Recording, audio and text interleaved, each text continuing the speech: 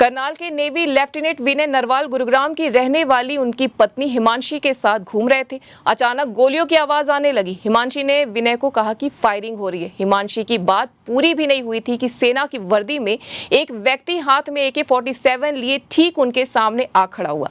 हिमांशी को लगा Indian army का जवान है। तभी उस व्यक्ति ने पूछा कि क्या तुम हिंदू हो? विनय ने बिना डरे जवाब दिया, हाँ हिंदू हो। यह सुनते ही उसने 3 गोलियां चला दी और लेफ्टिनेंट विनय नरवाल की शादी के महज 7 दिन बाद पत्नी के सामने उनकी हत्या कर दी गई।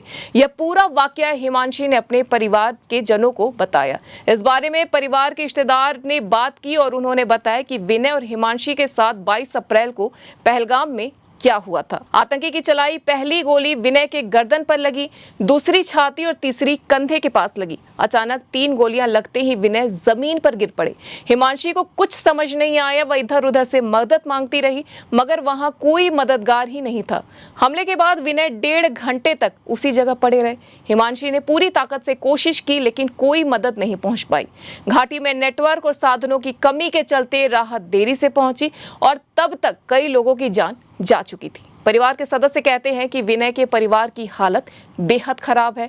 हम हिमांशी से बात तक नहीं कर पा रहे। वह इस पीड़ा से गुजर रही है कि कोई कुछ भी नहीं कह सकता। उसकी पूरी दुनिया ही उजड़ चुकी है। वही विनय के पिता राजेश पूरी कोशिश कर रहे हैं खुद को संभालने की, लेकिन एक पिता की पीड़ा को समझा जा सकता है। परिवार के सदस्य बताते हैं कि विनय बेहद शांत, समझदार और सुलझे हुए बेटे थे। वह अपने पिता के नक्शे कदम पर चल रहे थे और उनका सिर्फ एक ही सपना था, देश सेवा। आज परिवार विनय की अस्थियों के विसर्जन के लिए हरिद्वार रवाना हो गए हैं। गुरुवार 24 अप्रैल को एंटी टेररिस्ट फ्रंट इंडिया के राष्ट्रीय अध्यक्ष वीरेश शांडिल लेफ्टिनेंट के घर पहुंचे। हिमांशी ने उन्हें कहा कि जिन्होंने मेरे पति की जान ली है, मैं उन दहशतगर्दों की आंखों में दहशत देखना चाहती हूँ। मैं चाहती हूँ कि वो गिड़गिड़ाकर जिंदगी की भीख मांगे ताकि उन्हें भी पता चल सके कि जिंदगी क्या है और मौत क्या है। इन आतंकियों से मैं आंखों में आंखें डालकर बात करना चाहती हूं और पूछना चाहती हूं कि हमारा आखिर कसूर क्या था, क्यों उन्होंने निहत्थे लोगों की जान ली। मेरी सरकार से अपील है कि आतंकियों को मारने से पहले मेरे सामने लाया जाए। केंद्र सरकार इस मामले को गंभीरता से देखे और इस वारदात को अंजाम देने वालों को उनके अंजाम तक जरूर पहुंचाए।